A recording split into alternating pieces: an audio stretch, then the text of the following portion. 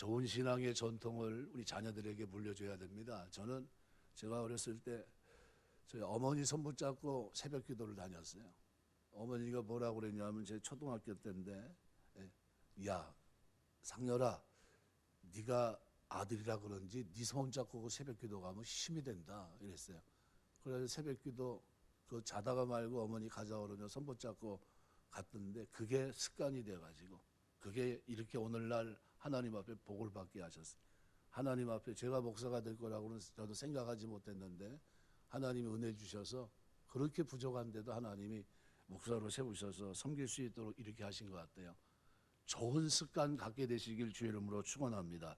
이것이 오늘 본문 읽은 이 말씀은 우리 자녀들에게 뭐를 물려줘야 되는가 하면요, 기도하는 습관을 길러줘야 됩니다. 그래서 36절에 보면 이러므로 너희도 장차 이 모든 일을 능히 피하고 인자 앞에 서도록 항상 기도하며 깨어 있으라. 이거는 신앙의 자세와 의무를 말합니다. 자세는 뭐예요? 깨어 있는 겁니다. 아그림네오란 말은 적극적인 노력의 결과로 잠을 자지 않는 걸 말합니다. 적극적인 노력을 그냥 피곤하니까 잔 게 아니라, 이거 성도는 말세 어떻게 살아야 됩니까? 많은 미혹이 있지만 자신의 마음을 지키기 위해 영적 졸음을 이겨내고 깨어 있어야 됩니다. 이것이 자세이고, 의무는 뭐냐 하면 항상 기도하는 거예요. 항상 기도하고 깨어 있어야 된다는 겁니다. 기도가 삶의 일부가 되어 늘 기도해야 된다는 거예요. 우리 이제 연세가 들어가신 우리 권사님들은 기도가 삶이에요. 늘 보면 시간만 나면 하나님 앞에 기도합니다. 그게 굉장히 바람직한 것이고요. 우리 자녀들에게 우리 부모님들이 보여줄 수 있는 최고의 아름다운 것이 있다면 기도하는 모습이에요. 기도하는 모습. 어머니 뭐 그렇게 많이 기도하시나? 저는 저희 할머니가 이제 늘 염두에 두는데요. 할머니 생각하면은 저는 기도한 모습뿐이 기억이 안 나요.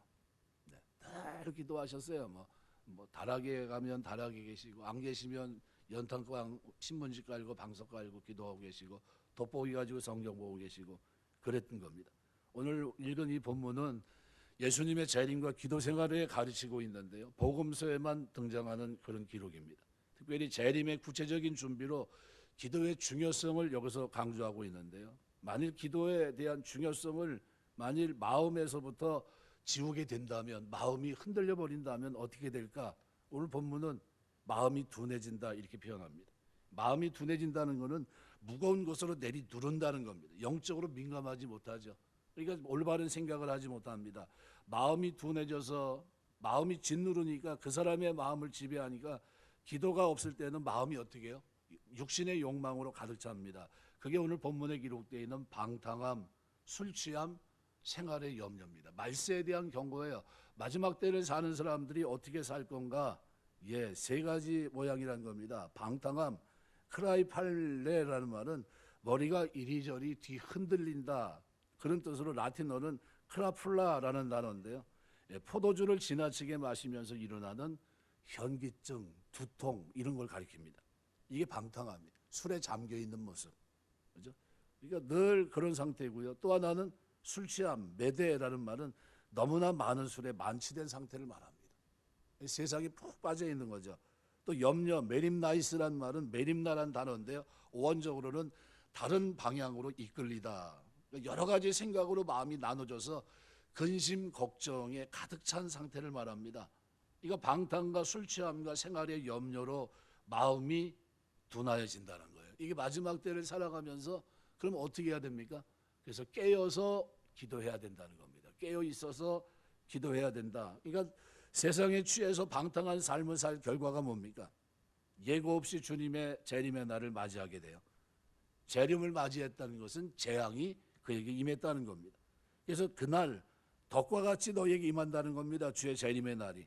누가는 부가적으로 이 재림의 날은 지구상에 거하는 온 세상, 온 사람들에게 임할 것이다. 하나도 예외 없이 여기에 해당이 됩니다. 이 날은 인자하신 주님이 권능과 큰 영광을 가지고 구름을 타고 임하는 재림의 날입니다. 주님의 재림의 날이 덫과 같이 임하게 된다. 우리 짐승을 잡는데 덫, 올무 다 똑같은 겁니다. 두 가지 의미를 지닙니다. 재림의 예측, 불허성, 그러니까 언제 재림할지 모릅니다. 또 주님의 재림이 가져올 심판적인 성격, 이거를 그대로 보여줍니다. 그러니까 주님의 재림은 준비되지 않은 사람들에게는 덫이 거기에 걸리는 짐승을 해하듯이 심판의 저주를 받게 되는 겁니다. 그러니까 기도로 깨어 있지 않으면 어떻게 됩니까? 깨어 있으라. 기도로 깨어 있다는 말은 이 세상 염려에 만취돼서 완전히 세상에 빠져서 세상의 사치, 허영, 쾌락을 구하고 자꾸 두드리는 방탕한 불신자의 삶을 살기 때문에 주님의 재림의 날에 준비가 되어 있지 못합니다.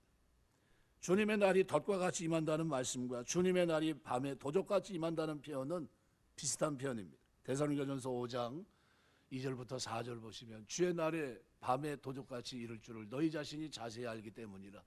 그들이 평안하다 안전하다 할 그때 임신한 여자에게 해산의 고통이 이름과 같이 멸망이 갑자기 그들에게 이르니 결코 피하지 못하리라. 형제들아 너희는 어둠에 있지 아니하며 그날이 도둑같이 너희에게 임하지 못하리라. 어떻게 이렇게 이런 일이 우리에게 이루어지죠? 깨어 기도하기 때문입니다. 깨어 기도하고 있어요. 그러니까 세상에 젖어 있지 않다는 겁니다. 그러면 우리 다른 말로 말하면 경건하게 살고 있기 때문에요. 늘 하나님 앞에 예배자로, 그죠? 하나님 사랑, 이웃 사랑을 실천하고 그다음에 또 어떻게 살아갑니까? 자기를 지켜 새 속에 물들지 않습니다. 하나님 말씀의 가치를 가지고 하나님이 기뻐하는 그 길을 걸어갑니다.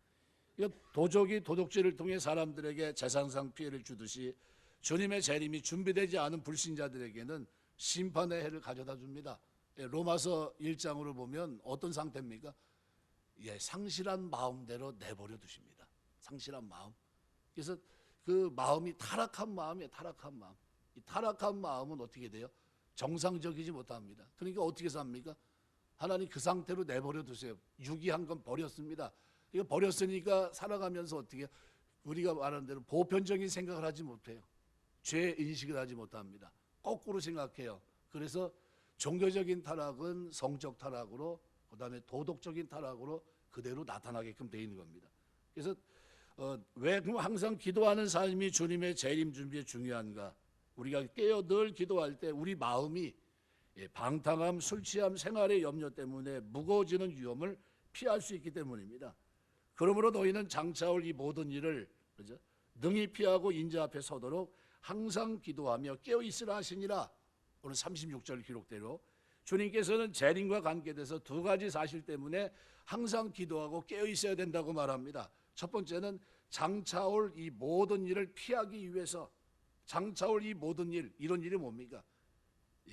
28절에 보면 이런 일이 일어나기 시작하거든, 이런 일들, 그죠? 쭉 있습니다. 그죠? 그다음에 28절 보면 이런 일들, 7절에서 18절까지 언급된 것. 구체적으로 이런 일들은 뭡니까? 믿는 자들이 앞으로 겪게 될 시험이나 환난이나 박해를 말합니다. 주님의 재림이 있기 전에 있을 것들로 이러한 시험, 환난, 박해가 닥쳐 신자들은 믿는다는 이유로 많은 어려움을 당하게 될 겁니다. 또 형제, 자매, 부모에게 배반을 당하기도 하고 16절 예수님 때문에 모든 사람에게 미움을 받게 되고 17절 이러한 박해 상황에서도 하나님은 참신자들을 보호해 주실 것인데 참신자들은 인내로 이 모든 환난, 박해, 시련을 이길 겁니다. 18절, 19절 그날의 박해와 미움이 너무 심해서 그제서야 기도에서는 환난과 박해를 이기기에는 역부족일 겁니다. 이런 대환난과 박해 날이 닥치기 전에 항상 기도하고 깨어 있어야 인내하는 신앙으로 배도하지 않을 것이다 라는 얘기입니다. 그래서 너희는 스스로, 오늘 본문에 보면 뭐라고 표현합니까? 너희는 스스로 조심하라. 그죠? 너희 마음을 늘 지키라는 겁니다. 너희 마음을. 그래서 오늘 본문 36절에 이 모든 일을 능히 피한다는 말은 이러한 환난과 박해에도 불구하고 신앙 이 끝까지 지키는 것을 말합니다. 마지막 환난, 박해로 인해 배도하는 해를 받지 않는 것을 말하고요. 우리가 항상 기도하고 깨어 있으면 환난과 박해를 능히 피할 수 있다. 능히 피한다고 하는 이 카디스코라는 말은요, 어떤 것을 극복할 수 있는 충분한 힘을 의미합니다. 여유 있게 쉽게 이기는 것을 말해요. 그러니까 항상 깨어 기도하면 마지막 환난을 이길 믿음의 실력과 힘을 저축하는 겁니다. 성도들은 그래서 평상시 뭘 해야 됩니까? 늘 기도를 저축해야 돼요. 항상 기도하면서 영적인 힘과 능력을 비축할 때 주님이 오시기 전에 닥칠 환난을 능히 피하고 이길 수 있다는 거예요. 그러니까 이걸 하지 않으면, 그죠? 이것이 준비되지 않았다면, 이 자세와 의무를 잃어버린다면 어떻게 돼요? 나도 모르는 사이에 퇴보할 수 있어요. 나도 모르는 사이에 기도 생활이 끊어지면 마음을 지키지 못하고 삶을 통제하지 못합니다. 그럼 어떻게 돼요? 방탕함과 술 취함과 생활의 염려로 갑자기 누굴 만나요? 평상시 날마다 만나고 매 순간 동행해야 될 그 하나님을 언제 만납니까? 술 취한 생활의 염려 속에서, 방탕함 속에서 만나게 되는 겁니다. 그러지 않도록 깨어있으라는 거예요. 너희 마음을 스스로 늘 지켜내라는 겁니다. 이 마음을 누가 통제합니까? 여러분 스스로 통제해야 돼요. 그래서 무릇 지킬 만한 것보다 더욱 내 마음을 지켜라. 생명의 근원이 이에서 남이니라. 신앙생활은 누가 통제합니까? 여러분 스스로 통제하는 거예요. 하나님, 이 마음과 생각을 붙잡아 주옵소서. 일제 때 신사참배, 그죠? 우리가 아는 한경직 목사님이 회개했는데 진정한 회개라고 볼 수 없습니다. 템플상 받는 자리에서 난 이거 상 받을 자격이 없는 사람입니다. 그러면서 자기가 나 신사참배했던 사람입니다. 이렇게 얘기했거든요. 근데 뭐 그렇다고 해서 뭐 그 사람들 앞에서 시인했다고 해서 회개한 건 아닙니다. 그죠? 진정한 회개가 아니에요. 뭐 청렴하게 살았다 뭐 이걸 가지고 자꾸 얘기하시는데 그 회개라고 볼 수 없습니다. 저는 인정하지 않아요. 그러니까 일제 때 신사참배 환난과 박해를 당했을 때 그 전에 뭐부터 했어야 됩니까? 깨어 기도했어야 돼요. 그 환난에서 이길 수 있고 능히 이겨야 됐었는데 능히 이기지 못하고 어떻게 된 겁니까? 실패했던 겁니다. 그래서 주님은 주기도문 내용 속에 시험에 들지 않게 하옵소서라는 항목을 두셨습니다.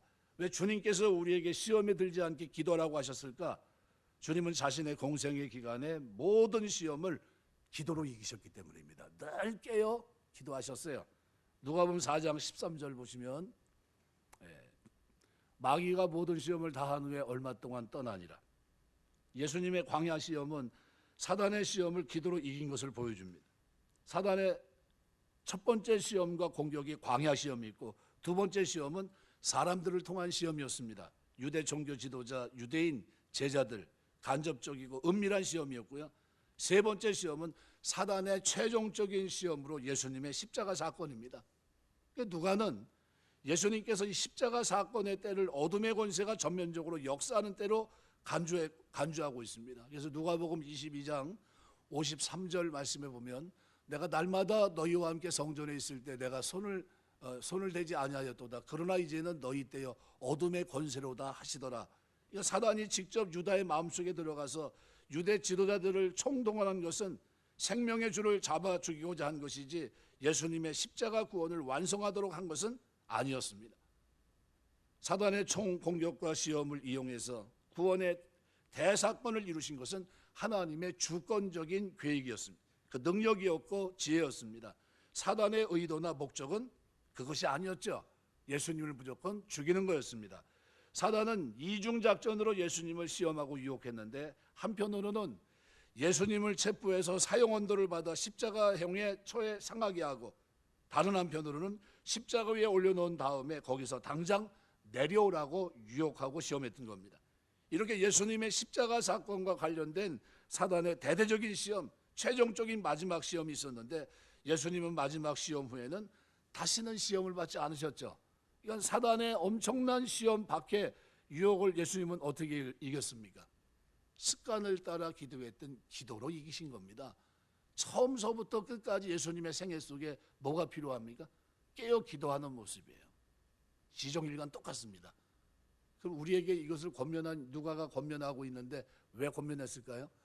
마지막 주님이 오실 그때 환난을 이길 수 있는 사람들이 있는데 그 사람은 누굽니까?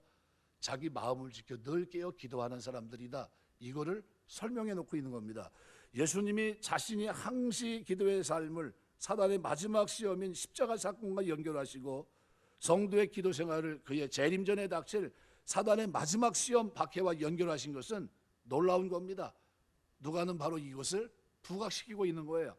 예수님은 그의 십자가 사건을 앞두고 감람산에서 집중적인 기도를 하시면서 제자들에게 기도할 것을 부탁하셨습니다.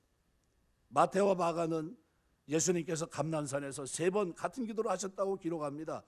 두 저자에 따르면 예수님은 처음에 기도를 하고 하실 때 여기 머물러 깨어 있으라 이렇게 제자들에게 당부합니다. 마태복음 26장 38절 내 마음이 매우 고민하여 죽게 되었으니 너희는 여기 머물러 나와 함께 깨어 있으라 하시니라. 마가복음 14장 34절 말씀하시되 내 마음이 심히 고민하여 죽게 되었으니 너희는 여기 머물러 깨어 있으라 하시고, 이 첫 번째 기도를 하신 후에 제자들에게 와서 그들이 잠자는 것을 보시고 일어나 시험에 들지 않도록 기도하라 명령하신 것으로 마태와 마가는 기록을 합니다. 근데 누가의 관점은 다릅니다. 누가는 예수님께서 감람산에서 제자들에게 시험에 들지 않도록 기도하라고 하는 말씀을 2번 하신 것으로 기록합니다. 이제 22장 40절 46절인데요. 그곳에 이르러 그들에게 이르시되 유혹에 빠지지 않도록 기도하라. 이르시되 어찌하여 자느냐, 시험에 들지 않도록 기도하라 하시니라, 이렇게 얘기합니다. 그러니까 예수님께서 십자가 사건과 관련해서 일어나는 사단의 최종적인 시험을 이기는 방법이 오직 기도였다는 겁니다. 그러니까 이거를 강조하고 있는 거예요. 누가는 깨어 기도해야 된다. 다시 오실 주님이 이 땅에 오실 때 우리가 어떻게 해요? 늘 일상 속에 마음을 지켜 깨어 기도하는, 이것이 우리의 삶이 되지 않는다면, 이것이 우리의 자세와 의무를 우리가 수행하지 않는다면 누구처럼 되냐면 한경기 목사처럼 되는 겁니다. 왜요? 항상 깨어 기도하지 못했기 때문에 그 순간에 뭐 한다고요? 배도하는 일이 벌어지는 거예요. 배도 아무나 그렇게 순교할 수 있는 게 아닙니다. 절대 그러면 안 돼요. 제자들은 십자가 사건과 관련된 사단의 시험 앞에 어떻게 됐습니까? 다 도망했습니다. 그들이 예수님을 버리고 난 후에 취한 행동을 보면 기도하지 않았기 때문에 사단의 시험과 올무에 빠진 모습을 보여줍니다. 만일 제자들이 그때 기도로 무장했다면 예수님을 버리고 떠나간 다음이라도 비겁한 행동은 하지 않았을 겁니다. 다행히도 그때는 재림의 날이 아니었어요. 제자들에게는 사단의 시험에 빠진 후에 다시 믿음으로 회복될 수 있는 기회가 있었습니다. 근데 이러한 기회는 주님의 재림을 기다리는 오늘 우리에게는 이러한 기회가 없습니다. 왜요? 재림으로 끝나기 때문에. 그러니까 예수님이 재림하심으로 모든 것이 엔딩입니다. 끝나는 거예요. 그러니까 주님의 재림 때에는 기도로 준비하지 않고 깨어있지 않은 사람들, 사단의 마지막 시험을 이길 수 없을 뿐만 아니라 재림하시는 인자 예수님 앞에 설 수도 없기 때문에 예수님께서는 심각하게 여기서 이런 말씀을 하고 있는 겁니다. 예수님께서 항상 기도의 생활과 십자가에 관련된 사단의 최종 시험을 연결시켰듯이 우리의 기도와 주의 재림 전에 있을 사단의 최종적인 박해를 연결시키는데, 그것이 우리가 살펴보고 있는 오늘 본문의 내용입니다. 주님이 재림 이전에 있을 환난 시험 박해를 능히 이길 힘을 기르고 저축하기 위해서는 방법이 딱 뭡니까? 한 가지밖에 없어요. 깨어 기도하는 것밖에 없어요. 그래서 우리가 나이가 들면 들수록요 더 기도 생활을 많이 하셔야 돼요. 더 정신 차리고, 안 그러면요 나태해집니다. 나태해져요. 흐릿해집니다. 주님의 재림 전에 있어야 될 환난. 그래서 인자 예수님 앞에 서기 위해 항상 기도해야 된다는 겁니다. 여기 인자 앞에 서는 것은 환난과 박해를 능히 피하고 이긴 자로 서는 걸 말합니다. 능히 피하고 이긴다. 환난과 박해에도 불구하고 주님을 배반하거나 신앙을 저버리지 않고 승리한 성도로 설 수 있는 길, 그 길이 지금 우리 앞에 있어요. 깨어 기도하든지 기도하면서 준비한 사람들은 이길 수 있지만 그렇지 않은 사람들은 누구처럼요? 우리 아는 대로 베드로와 제자들처럼 기도하지 않았을 때는 능히 이길 수 없습니다. 인자 앞에 설 때 재림하시는 주님으로부터 구원 완성의 복을 최종적으로 받게 되고, 이때 주님께서는 우리의 믿음과 신앙을 인정해 주십니다. 그래서 예수님은 누가복음 8장 8절에서 그러나 인자가 올 때 세상에서 믿음을 보겠느냐라는 말씀하신 겁니다. 믿음을 가지고 우리가 주님이 오신다는 것을 분명히 믿는다면, 확신한다면 어떻게 해야 됩니까? 스스로 오늘 본문에 기록한 그대로 너희는 스스로 조심하라. 마음을 스스로 지켜야 된다는 겁니다. 이 마음이 방탕함과 술 취함과 생활의 염려로 둔해지지 않고 어떻게 해요? 늘 깨어서 기도하는 모습으로 우리가 이 땅을 살아내야 된다는 겁니다. 이와 같은 이유 때문에 항상 기도해야 된다고 주님께서 가르쳐 주십니다. 그렇다면 우리는 언제까지 항상 기도해야 됩니까? 주님 재림하시는 그날까지 우리는 깨어 기도해야 됩니다. 그날까지 항상 밤낮으로 기도하는 자가 주님이 인정하는 진정한 믿음을 가진 사람입니다. 주님의 재림을 준비하는 삶은 항상 깨어 기도하는 삶이라는 사실을 누가가 가르치고 있습니다.